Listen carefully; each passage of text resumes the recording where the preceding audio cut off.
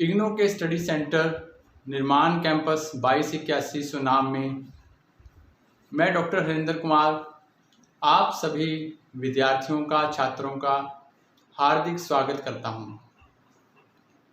हिंदी साहित्य के जो विद्यार्थी कोर्स कोड BHDLA 138 पढ़ रहे हैं, आज का ये वीडियो लेक्चर उन विद्यार्थियों के लिए है। आज के इस वीडियो लेक्चर में हमने क्या पढ़ना है, किस बात पर चर्चा करनी है, उसके विषय में बताता हूँ। आज हम ओम प्रकाश वाल्मीकि जी और उनकी रचना जूठन के बारे में पढ़ेंगे। ओम प्रकाश वाल्मीकि का जन्म 30 जून 1950 को मुजफ्फरपुर जनपद के बरला गांव, यह गांव उत्तर प्रदेश में स्थित है, में एक अभावग्रस्त चूहड़ या जिसको भंगी परिवार भी कहा जाता है, उस परिवार में हुआ था। अपनी अत्यंत विषम और यातनापूर्ण परिस्थितियों को बाल्यावस्था से किशोरावस्था तक झेलते हुए इस साहसी व्यक्ति ने अपनी प्रतिभा के बल पर पूर्ण शिक्षा प्राप्त करते हुए अंततः ऑर्डिनेंस फैक्ट्री के सम्मानित पद को प्राप्त करने में सफलता हासिल की। महाराष्ट्र की चंद्रपुर, उत्तर प्रदेश की देहरादून और मध्य प्रदेश की जबलपुर स्थित ऑर्डिनेंस फैक्ट्रियों में काम करते हुए भी ओम प्रकाश वाल्मीकि साहित्य के क्षेत्र में सक्रिय हैं। हिंदी कविता, कहानी, आलोचना के साथ साथ आत्मकथा के लेखन में भी इन्होंने सफलतापूर्वक दलित साहित्य का प्रतिनिधित्व किया है। इनके 5 कविता संग्रह, 4 कहानी संग्रह और 3 आलोचनात्मक संग्रह ग्रंथ जो हैं वो प्रकाशित हो चुके हैं। एक होनहार व्यक्ति के 5वीं कक्षा तक की परीक्षा पास करने तक की ही चर्चा इस छोटे से अंश में हो सकी है, लेकिन इसके माध्यम से भी कई महत्वपूर्ण तथ्य जो हैं वो रेखांकित हुए हैं। सबसे पहले लेखक ने बरला गांव के वातावरण और उसकी चौहद्दी का चित्र प्रस्तुत किया है, जो संपूर्ण भारतीय गांव की स्थिति को स्पष्ट करता है। वर्ण व्यवस्था पर आधारित इस ग्राम व्यवस्था में भंगियों, चमारों, धोबियों, कुम्हारों तथा अनेक अछूत जाति के लोगों को उच्च समझी जाने वाली जातियों से अलग थलग और थोड़ी दूरी पर गंदी बस्तियों में अत्यंत कठोर परिस्थितियों में जीवन बिताने के लिए विवश किया जाता है। इसका एक जीता जागता और गलाजत भरा चित्र उपस्थित करने के बाद लेखक ने अपनी प्रतिक्रिया व्यक्त करते हुए लिखा है कि बस यह था वह वातावरण जिसमें बचपन बीता। इस माहौल में यदि वर्ण व्यवस्था को आदर्श व्यवस्था कहने वाले को 2-4 दिन रहना पड़ जाए तो उनकी राय जो है वो बदल जाएगी। यह टिप्पणी लेखन की जीवन दृष्टि को संकेतित करती है, जो पूरी आत्मकथा में स्थान स्थान पर अत्यंत तीव्रता और आक्रोश के साथ व्यक्त हुई है। गांव का पूरा खाका प्रस्तुत करने के बाद लेखक ने अपनी जाति कौन सी थी उसकी, चूहड़ा या भंगी के प्रति ऊंची जाति विशेषकर त्यागियों के दुर्व्यवहार की भी चर्चा की है। बेगार गाली गलौज और घोर प्रताड़ना के साथ ओ चूहड़े अबे चूहड़े जैसे संबोधन का जिक्र करते हुए लेखक ने बताया है कि उनकी जिंदगी कुत्ते बिल्ली जैसे जानवरों से भी बदतर बना दी गई थी। चूहड़े का स्पर्श भी पाप समझा जाता था। उस समय देश को आज़ादी मिले 8 साल हो गए थे। सर्वत्र गांधी जी के अछूतोद्धार की प्रतिध्वनि जो है वो सुनाई पड़ती थी। कानूनी तौर पर भी सरकारी स्कूलों के जो द्वार थे वह अछूतों के लिए खोल दिए गए थे, लेकिन जन सामान्य की मानसिकता जो थी वो भी अभी पहले के जैसी ही बनी हुई थी। इसलिए स्कूल में प्रवेश पाने की कठिनाई के कारण लेखक को पढ़ने लिखने के लिए उसके पिता ने सेवाराम मसीही की शरण में भेजा। वहाँ से भी किसी खटपट के कारण उसे अलग होना पड़ा। बड़ी मुश्किल से सरकारी स्कूल में उसे दाखिला मिल सका। वहाँ अध्यापकों से लेकर ऊंची जाति के विद्यार्थियों द्वारा उसे जिस प्रकार से प्रताड़ित किया जाता था उसे देखकर रोंगटे खड़े हो जाते थे। हेडमास्टर कालीराम लेखक को पढ़ाई से अलग कर स्कूल के अंदर और बाहर की सफाई का भार जो है सौंप देते थे। इससे इनकार करने पर उसे स्कूल से निकाल दिया जाता था। अपने पिता के प्रोत्साहन पूर्ण साहस के सहारे वह सारी यातनाओं को झेलकर भी 5वीं की परीक्षा पास कर लेता है। अपनी शिक्षा दीक्षा की अमानवीय परिस्थितियों के साथ ही लेखक ने फसलों की कटाई, बुआई, बड़ी जातियों के घरों और पशुशालाओं की सफाई के बदले मिलने वाली अधिक गली और कम मजदूरी को बड़े मार्मिक ढंग से दर्शाया है। आत्मकथा के निर्धारित अंश के अंत में लेखक ने जूठन की अमानवीय प्रथा का अत्यंत मार्मिक और शोचनीय चित्रण प्रस्तुत किया है। शादी ब्याह के अवसर पर जब मेहमानों और बाराती खाना खा रहे होते हैं तो चूहड़ दरवाजे के बाहर बड़े बड़े टोकरे लेकर बैठे रहते हैं। खाने की समाप्ति के बाद जूठी पत्तलें उनके टोकरों में डाल दी जाती हैं, जिन्हें घर ले जाकर वे जूठन इकट्ठी करके कुछ खा लेते हैं और शेष जो बच जाता है भविष्य के लिए सुखाकर सुरक्षित रख लेते हैं। सुखदेव सिंह की लड़की की शादी पर जूठन की आस में ही लेखक के माँ बाप और भाई बहनों ने एक पखवाड़े तक उनके यहाँ रात दिन बेगारी की थी। इसका जिक्र करते हुए लेखक ने लिखा है, बारात खाना खा रही थी और माँ टोकरा लिए दरवाजे के पास बैठी थी। मैं और मेरी छोटी बहन माया माँ से सिमटे बैठे थे, इस उम्मीद में कि भीतर से जो मिठाई और पकवानों की महक आ रही थी वह हमें भी खाने को मिलेगी। भोजन की समाप्ति के पश्चात जब चौधरी सुखदेव सिंह दिखाई दिए तो उसकी माँ ने कहा, चौधरी जी एक पत्तल में कुछ डालकर हमारे बच्चों को भी दे दो, वे भी इस दिन का इंतज़ार कर रहे थे। इस पर चौधरी सुखदेव सिंह ने गुस्से में आकर टोकरे की और इशारा करते हुए कहा, टोकरा भर जूठन ले जा रही है और ऊपर से कुछ खाने के लिए भी मांग रही है, अपनी औकात में रह, उठा टोकरा और यहाँ से चलती बन। इस अपमान का प्रतिकार करते हुए टोकरा वहीं बिखेर दिया और सुखदेव से कहा कि उसे उठाकर अपने घर में रख लो और सुबह बारातियों को नाश्ते में खिला दो। यह सुनकर सुखदेव सिंह माँ पर झपटा, लेकिन शेरनी की तरह माँ ने उसका सामना किया। इस घटना के बाद लेखक के परिवार से जूठन का सिलसिला जो है वो समाप्त हो गया, अर्थात उन्होंने जूठन ना लेने का प्रण कर लिया। इस घटना के बाद लेखक जो है उसका जीवन बदलता हुआ नजर आया।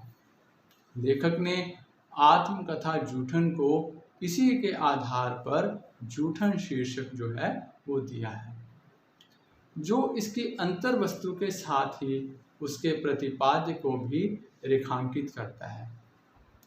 उच्च और सम्मानित पद पर नौकरी प्राप्त करने के 25-30 वर्ष बाद सुखदेव सिंह ने अपने पोते को लेखक के घर भेजा किसी इंटरव्यू के सिलसिले में और स्वयं उसके घर जाकर सम्मानपूर्वक भोजन किया।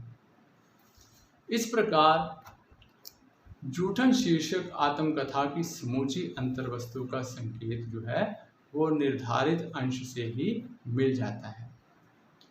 लेकिन इस आत्मकथा के संपूर्ण महत्व को आप अगर समझना चाहते हैं तो आपको इसके लिए बच्चों पूरी रचना को पढ़ना पड़ेगा। यहाँ मैं भरसक प्रयास कर रहा हूँ, कोशिश कर रहा हूँ कि आपको रचना जो है वो रचना के संवादों के माध्यम से समझाने की कोशिश करूँ। इसलिए बहुत सी रचना जो है मैंने आपको पढ़ के भी सुना दी है। लेकिन किसी भी कहानी को, उपन्यास को, नाटक को समझने के लिए, उसकी भाषा को समझने के लिए, उसकी शैली को समझने के लिए, उसके बीच दर्शाई गई सामाजिक, राजनैतिक, धार्मिक, आर्थिक किसी भी समस्या को समझने के लिए या पात्रों के चरित्र चित्रण को समझने के लिए हमारे लिए यह आवश्यक हो जाता है कि हम उस रचना को मूल रूप में पढ़ें। क्योंकि जब तक हम किसी रचना को मूल रूप में नहीं पढ़ते तब तक हम उस रचना को पूर्णतः समझने में असमर्थ रहते हैं। जूठन जब आप पढ़ोगे तो आप समझ ही समझ जाओगे कि ये जो समाज है इसे हमें ही मानवीय लोगों ने कितने वर्गों में बांट रखा है। चाहे वो वर्ग उच्च वर्ग हो, मध्य वर्ग हो, निम्न वर्ग हो, और हम कितनी ही जातियों के आधार पर, धर्मों के आधार पर बंटे हुए हैं। लेखक जो है वो अपने इस कथा के माध्यम से, जूठन के माध्यम से, जो समाज का एक वर्ग है जिसे अछूत कहा जाता है या अछूत कहा जाता था, उस वर्ग की दयनीय दशा, दीनहीन दशा के बारे में अपनी आत्मकथा के माध्यम से पाठक को बताना चाहते हैं।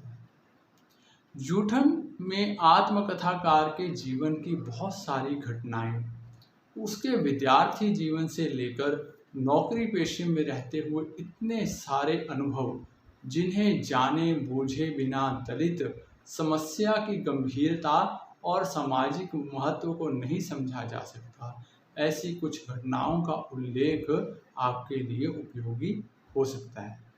तो इसीलिए आवश्यक है कि आप इस वीडियो लेक्चर को सुनने के साथ साथ जो मूल रचना है जूठन, जिसके रचयिता ओम प्रकाश वाल्मीकि हैं, आप उसे भी अवश्य पढ़िए। यहाँ पर या मैं आपको थोड़ी सी कुछ उदाहरणों के माध्यम से मैं समझाना चाहूँगा कि लेखक ने कैसे अछूतों के प्रति समाज का व्यवहार जो है उसको कैसे अपनी कथा में दर्शाया है। उदाहरण के लिए 5वीं के बाद स्कूल जीवन की एक घटना को लिया जा रहा है। कक्षा में अध्यापक मनोयोग पूर्वक द्रोणाचार्य का पाठ पढ़ा रहे थे। उनकी गरीबी का मार्मिक चित्रण करते हुए उन्होंने द्रोणाचार्य द्वारा अपने पुत्र अश्वत्थामा को भूख से तड़पते हुए देख पानी में आटा घोलकर पिलाने की घटना का जिक्र कर सभी विद्यार्थियों को करुणा विभूत कर दिया। इस पर किशोर लेखक ने प्रश्न किया कि अश्वत्थामा को दूध की जगह आटे का घोल पिलाया गया तो उसका जिक्र सभी जगह पर किया जा रहा है, लेकिन हमें चावल का मांड दिया गया, लेकिन इस बात का जिक्र जो है वो कहीं किसी महाकाव्य में क्यों नहीं आया। इस प्रश्न पर जो अध्यापक थे वो गुस्सा हो गए, क्रुद्ध हो गए। और अध्यापक ने अपने उत्तर में उसे मुर्गा बनाकर शीशम की छड़ी से प्रहार करते हुए कहा कि चूड़े के तो द्रोणाचार्य से बराबरी करे है। ले, तेरे ऊपर मैं महाकाव्य लिखूंगा। और उन्होंने क्या किया, उसने मेरी पीठ पर स्टाक स्टाक छड़ी से महाकाव्य रंग दिया। अर्थात अध्यापक ने यह प्रश्न पूछने पर छड़ी से उसको खूब मारा। यह महाकाव्य, लेखक कहते हैं कि यह काव्य आज भी मेरी पीठ पर अंकित है। भूख और असहाय जीवन के क्षणों में सामंती सोच का यह काव्य, महाकाव्य, मेरी पीठ पर ही नहीं, मेरे मस्तिष्क के रेशे रेशे पर अंकित है। अपने विद्यार्थी जीवन में ही लेखक का आम्बेडकर साहित्य से परिचय हुआ। इसके बाद गांधी जी के अछूतोद्धार और उनकी उदारता के प्रति भी उसमें संदेह जागृत हुआ। इसकी चर्चा करते हुए लेखक ने लिखा है, गांधी जी ने हरिजन नाम देकर अछूतों को राष्ट्रीय धारा से नहीं जोड़ा, बल्कि हिंदुओं को अल्पसंख्यक होने से बचाया, उनके हितों की रक्षा की। महाराष्ट्र के अंबरनाथ और चंदनपुर में अपने ट्रेनिंग और सेवा काल में ओम प्रकाश वाल्मीकि के मराठी दलित साहित्य और उसके महत्वपूर्ण रचनाकारों से परिचय ने उन्हें नई चेतना प्रदान की। इसके बीज उनके देहरादून के कॉलेज जीवन में ही अंकुरित हो चुके थे। इसी का परिणाम जूठन शीर्षक उनकी आत्मकथा है।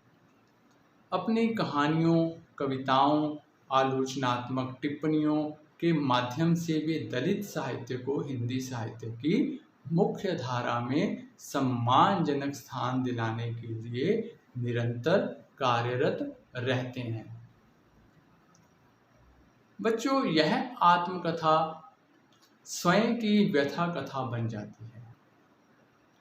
इस आत्मकथा में आरंभ से अंत तक लेखक ने स्वयं के माध्यम से दलित जीवन की असहायता, विवशता और हर प्रकार के अत्याचारों के साथ सवर्णों या ऊंची जाति द्वारा स्वीकृत वर्ण व्यवस्था, ब्राह्मण वर्चस्व, सामाजिक राजनैतिक व्यवस्था, सामंती मानसिकता आदि के प्रति विद्रोह भावना के रूप में अपनी तीव्र मानसिक प्रतिक्रिया व्यक्त की है। ओम प्रकाश वाल्मीकि ने भाषा के संबंध में वातावरण, परिवेश और पात्रानुकूलता के साथ ही अपनी निश्चित भाषा के भी कुशल प्रयोग का परिचय दिया है। अर्थात उनकी जो भाषा है वह सरल और स्पष्ट है। उस भाषा में आप गांव की मिट्टी की खुशबू जो है वह महसूस कर सकते हैं। उन्होंने अपनी जो भाषा है उसको शहरी रंग रूप ना देकर, उसको व्याकरण के बड़े बड़े नियमों में ना बांधकर, बिल्कुल सरल और स्पष्ट रखकर पाठक के हृदय तक पहुंचाने की पूरी भरसक प्रयास किया है या पूरी भरसक कोशिश की है। अर्थात भाषा के स्तर पर भी हम इस जूठन रचना को पूर्णतः सफल जो है वो मान सकते हैं। इससे स्पष्ट होता है कि जाति की जो व्यवस्था थी वह कितनी कृत्रिम थी। धर्मशास्त्रों की निरर्थकता और अप्रासंगिकता को भी लेखक ने अपने जूठन रचना में उद्घाटित किया है।